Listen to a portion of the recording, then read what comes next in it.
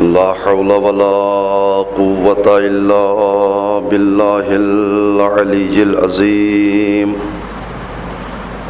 أعوذ بالله السميع العليم من الشيطان اللعين الرجيم. حسبي الله نعم الوكيل نعم المولى ونعم النصير.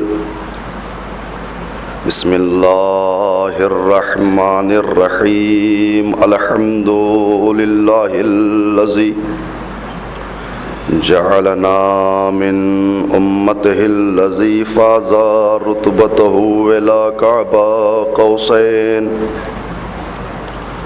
وأكرمنا بولاية وصيه الذي ردت له الشمس مرتين وشرفنا بحب الزهراء أم السبتين التي فضلت على النساء الدارين وجعلنا من الباكين على مصاب الحسن والحسين وتسعة من ذرية الحسين عليهم الصلاة والسلام ما دام طلوع النيرين لا سيما على بقية الله الأعظم أرواح العالمين لتراب مقدمه الفداء الذين أذهب الله عنهم الرجس وطهرهم تطهيرا.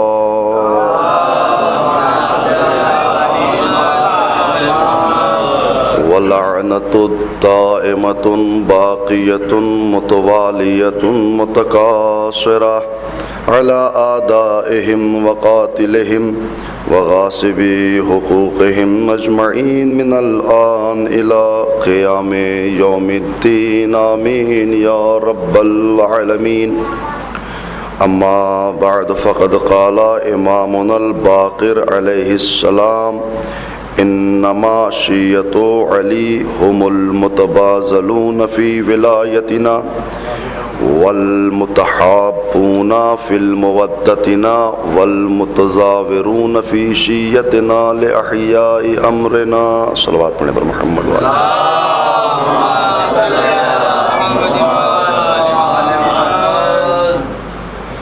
عزاداران سید الشہداء مظلوم کربلا کے ماتمداروں،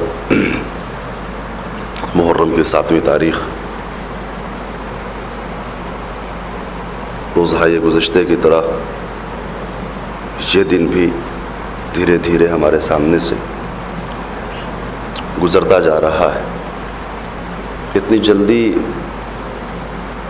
محرم کے ایام اپنے 7ویں مرحلے میں داخل ہو گئے کہ ہمیں پتہ بھی نہیں چلا. 7 تاریخ ایک اپنی حیثیت ہے، 7 تاریخ کی اپنی روایت ہے. 7ویں تاریخ آ گئی، مگر ہم میں سے نہ جانے کتنے ایسے ہیں کہ جنہوں نے ابھی تک اپنی مصروفیات کو ترک نہیں کیا، اپنی مشغولیات کو ترک نہیں کیا ہے. 7 تاریخ ہو گئی اور ان رونقوں سے ہم نے استفادہ نہیں کیا. نہیں پتہ کہ کب اور کس مرحلے پر ہماری یہ عزاداری قبول ہو، کس دن کی عزاداری قبول ہو، اس کا کوئی اندازہ نہیں. یہ بھی نہیں پتہ کہ کل صبح کی 8ویں تاریخ کی صبح ہم دیکھیں گے یا نہیں دیکھیں گے، یہ بھی نہیں پتہ. تو جب ہمیں کچھ پتہ ہی نہیں ہے تو ہر دن کو عاشور سمجھ کر کیوں نہ منایا جائے؟ اس کی عظمت کو، اس کی وقات کو، اس دن کو اس کی معرفت کے حساب سے کیوں نہ منایا جائے؟ یاد رکھیے گا، یہ میں جو مستقل موضوع آپ کی خدمت میں لے کر کے چل رہا ہوں اسی سے ریلیٹڈ ایک جملہ کہہ کر کے کل سے اپنی بات کو جوڑ دوں. یہ تمام مجالس عزائے حسین علیہ السلام، یہ جلوس، یہ انجمن، یہ تابوت، یہ راتوں کا جاگنا، یہ شب بیداریاں، یہ نوحہ، یہ ماتم، یہ گریہ و زاری، یہ فضائل و مناقب، یہ مصائب، یہ ساری چیزیں صرف اس لیے ہیں کہ ہم حسین کو پہچان سکیں، ہم حسین کو پہچان سکیں، صرف اس لیے ہے. کہ ہم حسین کی معرفت حاصل کر سکیں. 10ویں محرم کو شام غریبہ کو منانے کے بعد، شام غریبہ کی مجلس کے بعد اور ماتم کرنے کے بعد جب آپ بستر پر جائیے گا، لیٹیے گا، تو اسی سینے پر ہاتھ کو رکھیے گا اور اندازہ لگائیے گا کہ حسین کتنا اترا ہے. اگر کردار حسین کی جھلکیوں کی رمق اس دل میں تھوڑی بہت پائی جائے تو یہ سوچ لیجئے گا مجالسیں قبول ہو گئیں. بے شک بے شک، واہ واہ واہ واہ. اگر 10ویں محرم شام غریبہ کے بعد اگر اس دل میں کثافتیں ختم ہو جائیں، نجاستیں چلی جائیں، کینہ، حسد، بغض، غیبت، برائیاں، یہ ساری چیزیں اگر چلی جائے، تب یہ سمجھیے گا کہ 10 دن کی محنت ہماری جو ہے وہ کامیاب ہو گئی. اس لیے کہ یہ وہ بارگاہ ہے، وہ جگہ ہے کہ جہاں میں نے پہلے یا دوسری مجلس میں آپ کے سامنے جملہ کہا تھا کہ جہاں آدمی سے انسان بنایا جاتا ہے، زندگی جینے کا سلیقہ سکھایا جاتا ہے. ایک صلوات پڑھے پر محمد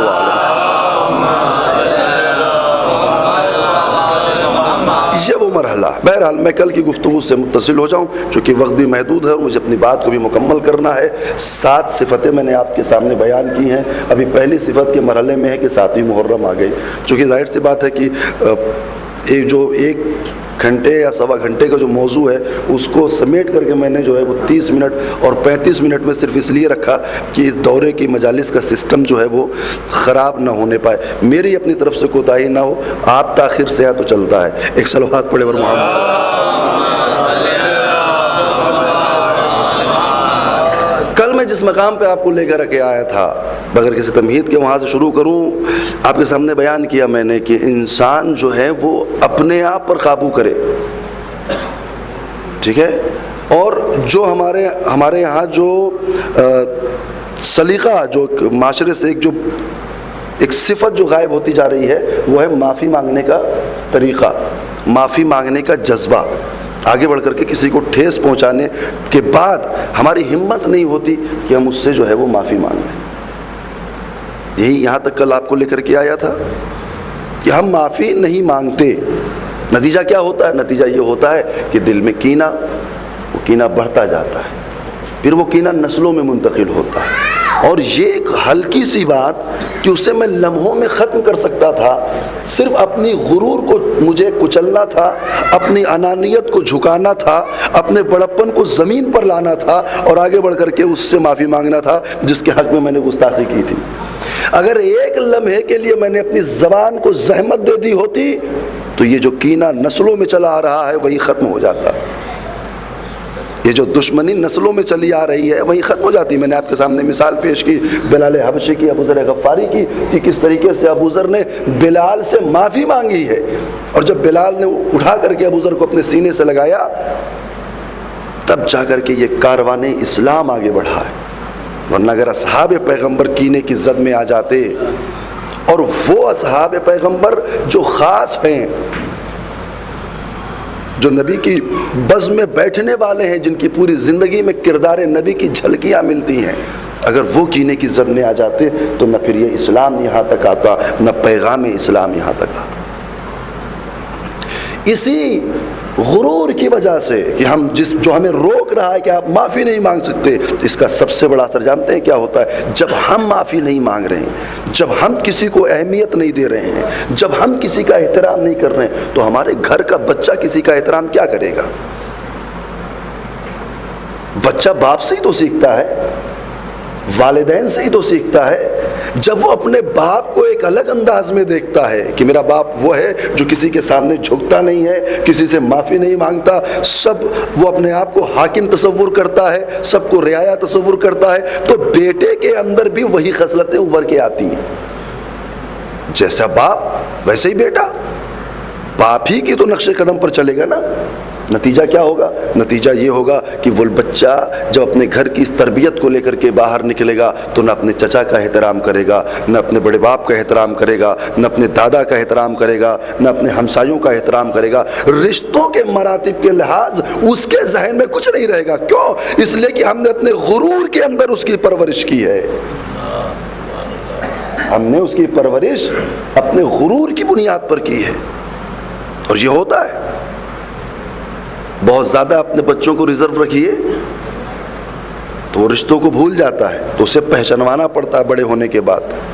ارے ان کو نہیں پہچانتے بیٹا, یہ تو ہمارے گھر کے پڑوسی ہمسائے ہیں, چچائے لگتے ہیں تمہارے. یہ ایسا کیوں ہوتا ہے؟ اس لیے کہ ہم نے اپنی غرور کی چادر کو اپنے معاشرے میں اپنے گھروں کے درمیان میں کھڑا کر دیا. اور یہ ایسی چادر ہے کہ لاکھ توڑنا چاہو نہیں ٹوٹے گی, اور توڑنا چاہو تو لمحوں میں ٹوٹ سکتی ہے. لاکھ کوشش کر لو نہیں ٹوٹے گی, مگر توڑنا چاہو تو لمحوں میں ٹوٹ سکتی ہے. بس اس چادر کو توڑنے کے لیے اپنے آپ کو توڑنا پڑے گا. ایک صلوات پڑھے پر محمد.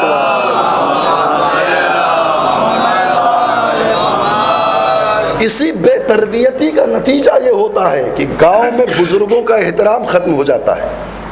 ساتھی محرم ہے نا, میں مصائب کے ربط کے لیے بس یہ جملے کہہ رہا ہوں آپ کے سامنے, تاکہ مصائب اس موضوع کو مصائب سے ملا سکوں. اسی بے تربیتی کا نتیجہ ہے کہ گاؤں میں, محلے میں, خاندان میں, معاشرے میں بزرگوں کا احترام ختم ہو جاتا ہے.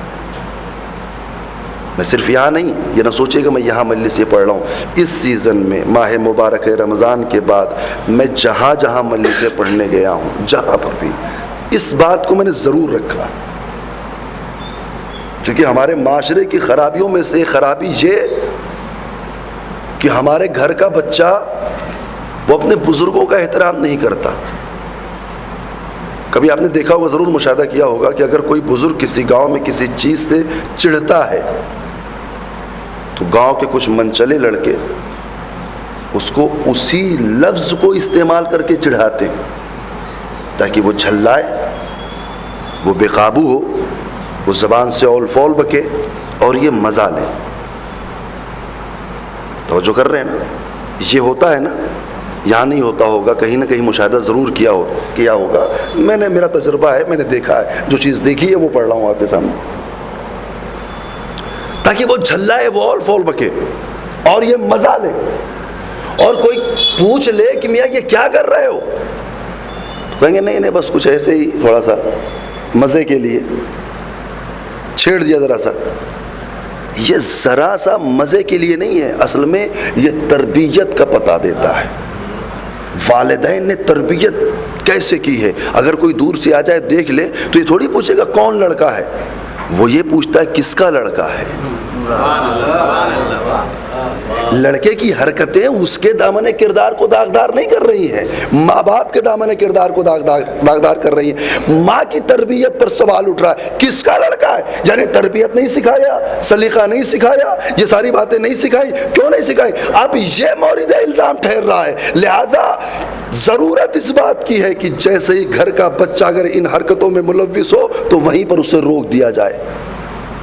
اور یہ شروع کہاں سے ہوتا ہے؟ بیجا محبتوں سے. جب اپنے اولاد کی بیجا محبت کرتے ہیں نا, بیجا محبت پر غور کیجیے گا, جب اپنے اولاد کی بیجا محبت کرتے ہیں نا تب جا کر کے نتیجہ ایسا آتا ہے, تب جا کر کے نتیجہ اس قسم کا آتا ہے کہ بڑوں کا احترام نہیں رہے گا, بزرگوں کا خیال نہیں رہے گا, کچھ نہیں رہا. مزہ لینے کے لیے کسی کو پریشان کر رہا ہے, لطف لینے کے لیے کسی کو پریشان کر رہا ہے. بھائی مزہ لینے کے اور بھی طریقے ہیں. کسی کو پریشان کر کے مزہ لیا تو کیا مزہ لیا, کسی کو خوش کر کے بھی مزہ لیا جا سکتا ہے. کسی کی دل آزاری کر کے مزہ لینا کیا مزہ لینا ہوا. کسی کے دل کو شاد کر کے مزہ بھی لیا جا سکتا ہے. میں ایک مثال دوں, بات واضح ہو جائے, اور وقت بھی تمام ہوتا جا رہا ہے. ایک شاگرد اپنے استاد کے ساتھ کسی جگہ سے جا رہا تھا. اس نے راستے میں دیکھا کھیت تھا, اس کھیت کے بغل میں ایک جوڑی جوتا پڑا ہوا تھا. اس نے اس جوتے کو دیکھا تو اس کے دماغ میں وہی خیال آیا. کہنے لگا استاد جی یہ جوتا غائب کر دیتے ہیں اور چھپ کر دیکھتے ہیں. جب وہ بڑے میاں کھیت سے باہر نکل کر کے آئیں گے, اپنا جوتا نہیں پائیں گے, تو ان کے چہرے پر جو پریشانی کے آثار اور حیرت کے آثار نظر آئیں گے, اس سے کتنا مزہ لیا جائے گا.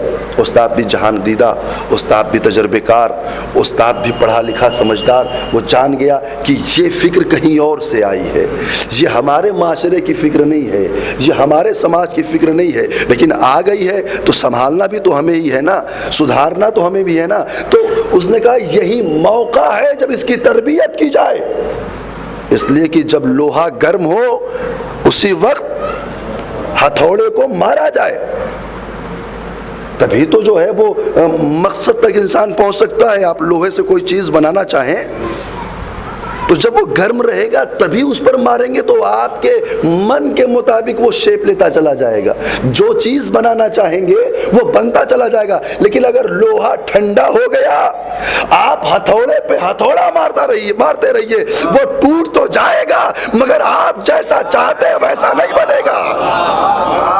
لہذا تربیت اولاد پر جیسے غلطی کرے ویسے روکیے, اگر ڈھیل دے دی تو بے لگام گھوڑا ہو جائے گا جو ہاتھ نہیں آئے گا. صلوات پڑھے پر محمد وآل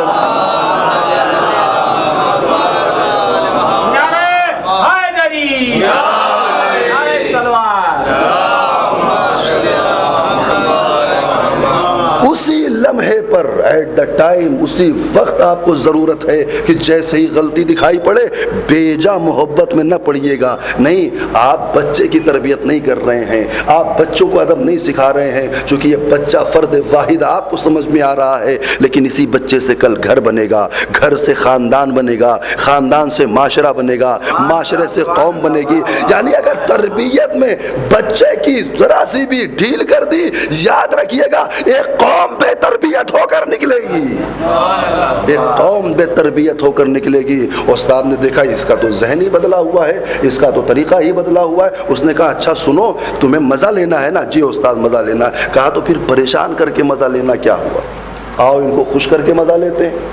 کہنے لگا وہ کیسے؟ کہنے لگا حیرت کے آثار ہی تو دیکھنا ہے نا. چلو میں دوسرا طریقہ بتاتا ہوں. کہا بتائیے. انہوں نے کہا اپنی جیب سے سکے نکالو. اس نے کچھ سکے نکالے, کہا پیر کے جوتے میں ڈال دو. انہوں نے کچھ سکے خود نکالے, دوسرے پیر کے جوتے میں ڈال دیا. کہنے لگے آؤ اب چھپ کے دیکھتے ہیں. دوسری جہاں پر دوسرے مقام پر چھپ گئے اور چھپ کر کے دیکھنے لگے. ذرا سی ہی دیر میں وہ بزرگ باہر نکلے, وہ بڑے میاں باہر نکلے, اور انہوں نے جیسے ہی جوتے میں پیر ڈالا, سکوں کی کھنکھناہٹ جب ان کی سماعت اور ان کے احساس سے ٹکرائی تو ان کے چہرے پر ایک حیرت کہ ملے جلے آثار نظر آئے. انہوں نے فوراً جوتا اٹھایا, سکوں کو اٹھایا. ارے یہ کیا؟ دوسرا جوتا اٹھایا, اس میں بھی سکے. اب دیکھیے گا یہاں سے نتیجہ کیا ہے داستان کا. اب جیسے انہوں نے سکوں کو دیکھا, ایک مرتبہ داہنے دیکھا, کوئی نظر نہیں آیا, بائیں کوئی نظر نہیں آیا, آگے کوئی جا نہیں رہا ہے, پیچھے کوئی ہے نہیں. پھر انہوں نے آسمان کی طرف دیکھا. توجہ فرمایا آپ نے. جب چاروں سمت میں دیکھ لیا کوئی اپنے جیسا نظر نہ آیا تو انہوں نے پروردگار کی طرف دیکھا. میرے مالک تو کتنا رحمان ہے. جب کسی کو نہ پایا تو پھر آسمان کی طرف دیکھ کر کہتے پروردگارا تو کتنا کریم ہے, تو کتنا رحیم ہے, تو کتنا رحمان ہے. تجھے پتا تھا مجھے ان پیسوں کی کتنی ضرورت تھی. میرے گھر میں 3 دن سے روٹی نہیں بنی ہے, میری بیوی بیمار تھی, میرے بچوں کو ان پیسوں کی ضرورت تھی. اے میرے مالک, جب تو دینے پر آتا ہے تو کیسے کیسے دیتا ہے؟ جب تو دینے پر آتا ہے, عطا کرنے پر آتا ہے تو کس وسیلے سے عطا کر دیتا ہے؟ تجھے پتا تھا مجھے اس کی کتنی ضرورت ہے. دیکھا آپ نے, جب نیت میں خیر شامل ہو گیا تو کام بندے کا ہوا, نام خدا کا ہو گیا. صلوات پڑھیں.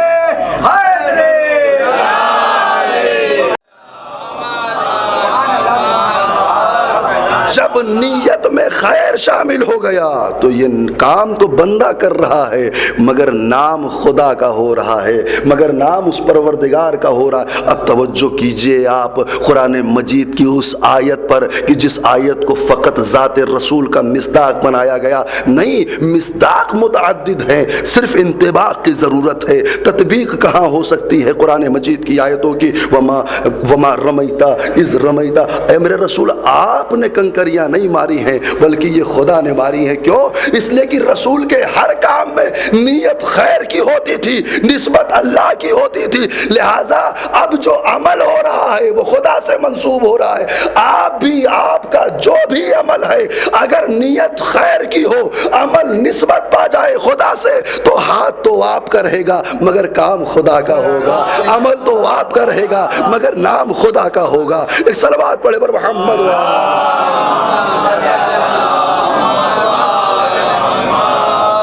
انہوں نے دیکھا سکے مل گئے، خوش ہو گئے، ضرورت پوری ہو گئی۔ اب ادھر کی بھی داستان سنیے، توجہ کیجئے گا، ادھر کی بھی داستان سنیے۔ اب یہاں معاملہ بالکل برعکس ہے۔ اب استاد شاگرد کی آنکھوں میں دیکھ رہا ہے، شاگرد استاد کی آنکھوں میں دیکھ رہا ہے، دونوں کی آنکھوں میں آنسو ہیں۔ یہ جملات سننے کے بعد ایک سوچ رہا ہے کہ میں گناہ کرنے سے بچ گیا، ایک کی آنکھوں میں ندامت کے آنسو ہے، ایک کی آنکھوں میں تربیت کے آنسو ہے۔ وہ سوچ رہا ہے میں گناہ کرنے سے بچ گیا، یہ سوچ رہا ہے میں نے ایک قوم کو بچا لیا، اس لیے کہ اگر آج اس کی تربیت نہ کی ہوتی تو اس کی فکر ہر معاشرے میں جاتی، اگر میں نے آج اس کو سنبھالا نہ ہوتا تو کسی گاؤں میں جاتا وہاں یہ فکر پھیلاتا، کسی شہر میں جاتا وہاں یہ فکر پھیلاتا، لہٰذا میں نے اس کی تربیت ایٹ دا ٹائم کر دی۔ عزیزان ایمان، اب جو یہ لطف ملا ہے ان دونوں استاد شاگردوں کو، تو پھر یہ مزہ دنیاوی نہیں رہ گیا، مزہ الہی میں تبدیل ہو گیا ہے۔ اب جو یہ مزہ ہے اس نے ان کے قلب پر بھی اثر کیا، ان کے ذہن پر بھی اثر کیا، ان کے جسم پر بھی اثر کیا، ان کی روح میں بھی اترتا چلا گیا۔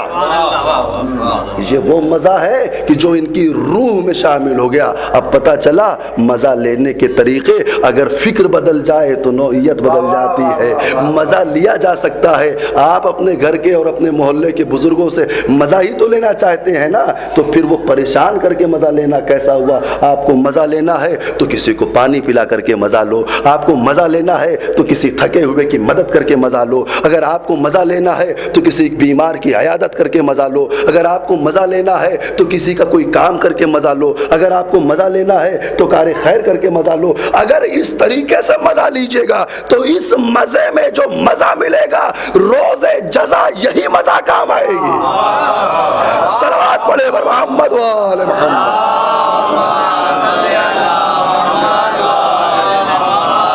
پھر روز جزا یہی مزہ کام آنے والی ہے۔ اور یاد رکھیے گا جب تربیت ہو جائے سلیقے سے تو پھر ہر چیز کا مزہ بدل جاتا ہے۔ اب وہ چاہے زندگی کا مزہ ہو چاہے موت کا مزہ ہو، پھر اس مزے میں تبدیلی آ جاتی ہے، مزہ بدل جاتا ہے۔ دیکھا نہیں آپ نے جب مزہ لینے والوں نے اور مزہ بتانے والوں نے بتانا شروع کیا ہے، تم آئے ہو موت کی اجازت مانگنے؟ کم سن سا بچہ سامنے کھڑا اگر موت کی اجازت مانگے تو ظاہر سی بات ہے کہ بڑا پوچھے گا تمہیں پتہ بھی ہے موت ہوتی کیا ہے؟ تم جانتے بھی ہو، تم تصور بھی کر سکتے ہو موت ہوتی کیا ہے؟ احلا من الاصل، وہ جواب کہ جس کی کاٹ اور جس کا جواب آج تک دنیا لا نہیں سکی ہے۔ جناب قاسم کا وہ ایک جملہ احلا من الاصل۔ میرے چچا، موت کا مزہ تو شہد سے زیادہ شیرین ہے۔ یہ جملہ 13 برس کے بچے کے دہن سے نکلا ہوا نہیں ہے، توجہ کیجئے گا۔ میں اسی موضوع سے میں مصائب پر نہیں آیا مگر اسی موضوع سے ریلیٹڈ یہ جملہ ہے۔ 13 برس کے بچے کے دہن سے نکلا ہوا یہ جملہ نہیں ہے احلا من الاصل، نہیں، بلکہ 2 اماموں کی تربیت کے بدلے میں یہ جملہ آ رہا ہے۔ حسن نے تربیت کی، حسن کے بعد حسین نے تربیت کی۔ ظاہر سی بات ہے کہ جس کی تربیت حسن و حسین جیسے معصوم کر دے اس کی نگاہوں میں موت کھیل تماشے سے کم نہیں ہے۔ صلوات پڑھے بر محمد و آل محمد۔ پھر وہ بتائے گا، موت کا مزہ، چونکہ انہیں پتا ہے نا یہ زندگی یہ فانی زندگی ہے، یہ زندگی تو لمحوں کی، چند لمحوں کی زندگی ہے، یہ زندگی تو مسافر کی اس منزل کی طرح ہے کہ جو کسی ہالٹ پہ رک کر کے اپنی ضرورت کا سامان خریدتی ہے۔ زندگی تو وہ ہے، اصل زندگی تو وہاں شروع ہوگی جب اس دنیا کو چھوڑ کر کے انسان اس دنیا میں جائے گا، اور وہاں یہ زندگی کی نئی پاری اور زندگی کا ایک نیا سلسلہ شروع ہوگا، آخری زندگی خالدین فیہا، جہاں ہمیشہ رہنا ہے۔ بس عزیزان ایمان زحمت تمام کرتے، 7ویں محرم ہے، اسی با تربیت بچے کے سے منسوب دن ہے 7ویں محرم، جس نے موت کا مزہ دنیا کو بتایا۔ اگر تربیت صحیح ہے تو موت شہد سے زیادہ شیریں ہے، اگر تربیت پر اثر ہے تو پھر یہ موت وبال جان ہے۔ یہ پہلا شہید ہے کربلا کا کہ جس کو اجازت دینے میں حسین ٹھہرے ہیں، اجازت نہیں دیا تھا۔ 13 برس کا بچہ امام کے سامنے آ کر کہتا ہے چچا جان مجھے بھی رن کی اجازت دیجیے میدان۔ حسین نے اجازت نہیں دی۔ روایتوں میں ملتا ہے جناب علی اکبر جب آئے اجازت مانگنے کے لیے، جیسے ہی سوال کیا کہا جاؤ میری طرف سے اجازت ہے، اپنی پھوپھی سے پوچھو۔ اجازت دینے میں کوتاہی نہیں کی۔ اصحاب آئے، اعزاء آئے، ایک ایک جملہ سب سے کہا اور سب کو اجازت دے دی، مگر قاسم کو اجازت نہیں دیتے۔ مولا کوئی خاص بات ہے؟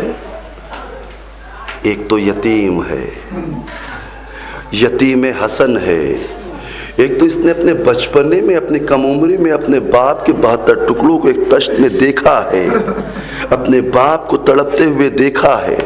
یہ وہ بچہ ہے کہ جس کا ہاتھ حسین کے ہاتھ پر رکھ کر حسن نے آخری وقت میں کہا تھا میرے بھائی میرے بچے کا خیال رکھنا۔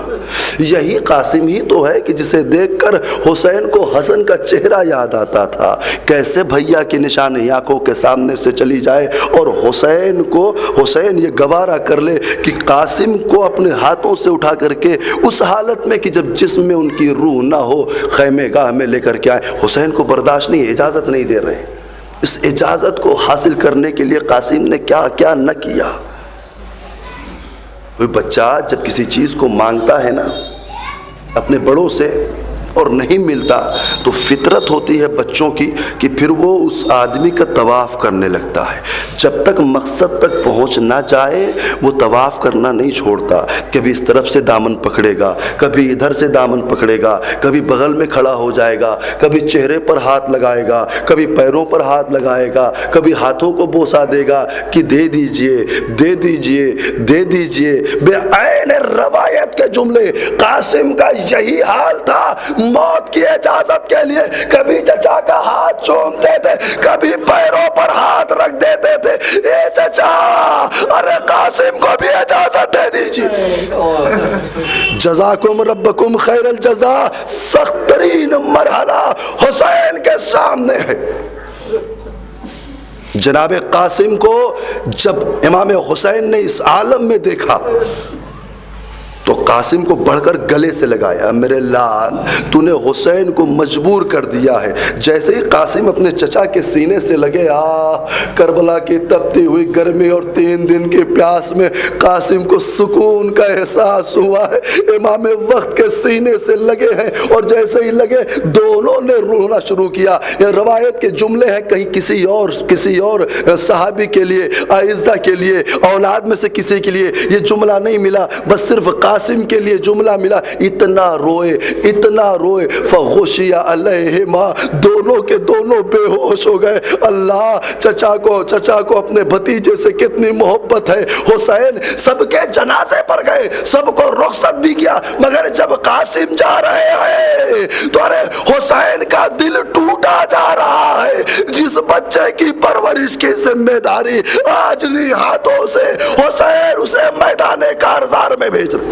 जज़ाकुमुल्लाहु खैरल जज़ा। खुदा किसी गम में दरलाए सिवाय गम मज़लूम करबला के। कितने कमसिन हैं कासिम, कितने अभी बालिग, अभी हद बुलूग को भी नहीं पहुँचे हैं, इतने कमसिन हैं कासिम कि हुसैन ने अपने हाथों से उठा करके घोड़े पर बिठाया है। जाओ मेरे लाल, खुदा हाफिज। सारी रवायतें आपके सामने, दिन भर जनाब कासिम का आप मसाइब सुनेंगे। बस एक आखिरी जुमला और मैं आपकी ज़हमत तमाम कर रहा हूँ। जाओ मेरे लाल, खुदा हाफिज। सोचो कमसिन सा बच्चा घोड़े पर सवार होकर के जब मैदान कारज़ार में गया होगा तो दुश्मन तो यही देखकर खुश हुआ होगा ना, अरे हुसैन के पास कोई नहीं है, छोटे छोटे बच्चे लड़ने आए हैं। मगर उसे क्या पता ये बच्चे नहीं हैं, ये बनी हाशिम के बच्चे हैं। शुजाअत इनकी रगों में है। 13 बरस का बच्चा कितना लड़ता, किस कदर लड़ता। एक रवायत आपने सुनी, जनाब कासिम का लाशा पामाल हुआ। ये एक दो जुमले और मैं वहीं पर ज़हमत आपकी ख़त्म करूँगा। जनाब कासिम का लाशा पामाल हुआ, किसी और शहीद का लाशा उसकी ज़िंदगी में पामाल नहीं हुआ। कासिम के लिए क्यों मिलता है उनका लाशा? क्या कासिम आसार जंग से और रुमूज़ जंग से वाकिफ़ नहीं थे? नहीं, अब्बास का शागिर्द था, अली अकबर का भाई था, हसन का बेटा था, हुसैन का भतीजा था, रुमूज़ जंग के हर फन से वाकिफ़ था।